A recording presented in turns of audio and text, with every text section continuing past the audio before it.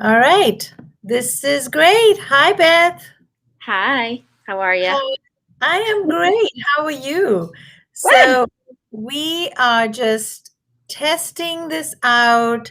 We're just making sure that this is going to work because we're trying a new format and we were trying to go live.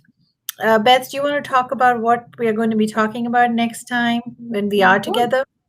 Sure. So next Friday on the 12th of March, we're going to talk about, well, we're going to be reflecting on the anniversary of COVID-19 and the impact it has had on all of our mental health and what we might be feeling and experiencing as we are reminded of all the events that took place over the past year. A lot of times, these type of distressing experiences are traumatic for the people that have been through them. And so we want to talk about how the anniversary could be triggering some strong emotions within ourselves, within our family members, within our children, and some coping skills and things we can do to manage that.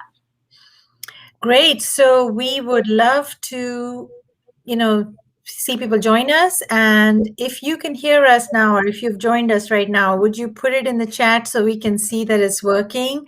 We're doing this, like Beth said, next Friday.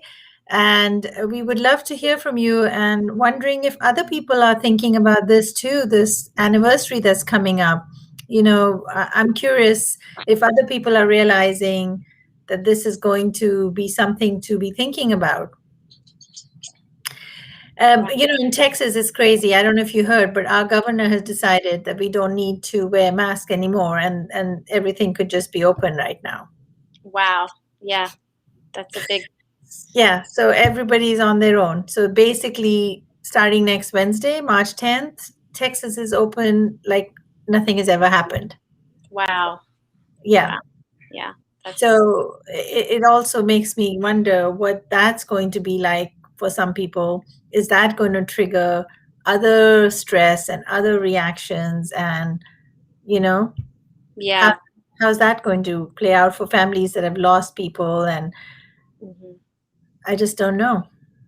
Yeah, I think it certainly could increase anxiety for some, and Yeah. maybe others, and maybe for others the opposite. Maybe it's feels like freedom to them. So I think there'll be a mixture Yeah. of reactions Yeah. depending on the Yeah, beliefs. based on the reaction that was happening while he was saying it, there was cheers and there was also apprehension, which is to be expected. And I'm curious to know how many more states will follow, how many, because not everybody's had the vaccine, not everybody's protected. So if you're not going to wear the mask and you're going to be at full capacity, what does that mean? Yeah, that's huge. That's a big shift, and I think it'll be a learning experience for sure, and it'll be another layer of stress for many people who are still very concerned about the virus. Yeah. So anyway, this was our practice run. So those who joined us, we are grateful. Thank you. We were just testing out some different streaming methods. I see one person is watching us on YouTube. I don't know who's watching us on Facebook because I haven't seen any comments. So. This was just us trying our technology, but if this topic interests you, reflecting on the COVID anniversary, in Texas last year, everything shut down on March 13th. And what about you? What date was your anniversary? Yeah, the first couple weeks of March, I think the 13th was the actual date for us as well, but it felt like the few weeks leading up to it is when Hi, it all started how to are set you? in my I'm brain, you. and I started to come to the realization of what we were facing. So it's the first couple of weeks of March that have really triggered up some emotions in me. Right. Um, and I realized that, I was like, why am I feeling so anxious? Why am I waking up in the middle of the night, like with the panic in my, inside of me? And I was like, oh, wait a minute. This is Yeah. probably a reaction to the anniversary of COVID coming up. So Yeah. I want people to know that they're not alone if they're feeling this way, that there's nothing, you know, out of the ordinary if they are feeling more anxious or more depressed right now. That it's kind of a common thing that happens with traumatic events, that around the time of the anniversary, either the few weeks leading up to it or the few weeks after, it could either like happen before or after the actual date, your body goes through a reaction to remembering, Yeah. what happened a year ago. So yeah, exactly. Jumer started watching us. Hi, Jumer. Thanks for taking the time to join us. We were just testing out technology, but I'm guessing this topic interested you, reflecting on COVID anniversary. And join us next Friday, where we'll have an in-depth conversation about this. And I'd love to hear your thoughts about it.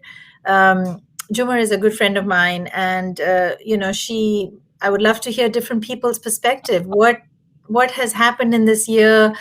How has that shifted our mindset? How has that brought on new stress levels? How are we anticipating moving past this, where we don't have an end in sight yet?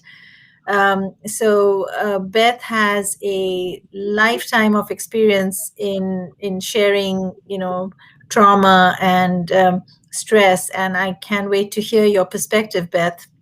Thank you. Yes, we'll be sure to share some coping skills and some ways of gaining perspective over what we're experiencing, so that we can, handle all that we've dealt with over the last year. Yeah, which is a lot. So this was just a teaser, and we're looking forward to seeing more of our friends and continuing the conversation, because I think if one thing this year has taught us, we are better together. And when we share and care and talk and reflect, we can all benefit from it. So all right. Um, let's do this. So I'm going to wrap up here. Thank you, Juma, for joining. She said she'll join us next week, and she's going Yeah. to add value to this. So I'm looking forward to this meaningful conversation.